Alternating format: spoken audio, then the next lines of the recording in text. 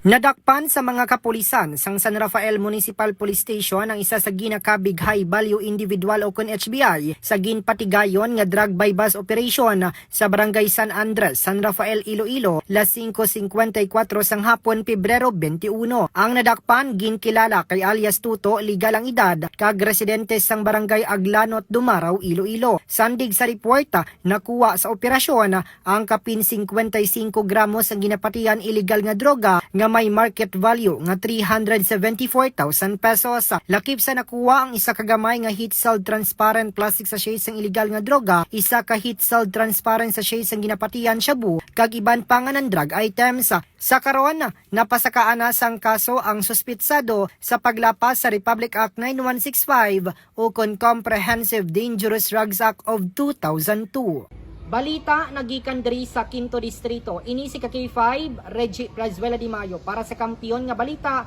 serbisyo publiko kag kalingawan sa Quinto Distrito. K5 News FM. Ang ini nga balita ang ginadulong sa inyo sang DTX Coffee Mix. Himo sa natural nga sangka pareho sang amarkuso, chia seeds, sugared cane extract powder. DTX Coffee Mix. Nakakapi ka na, naka-detox ka pa.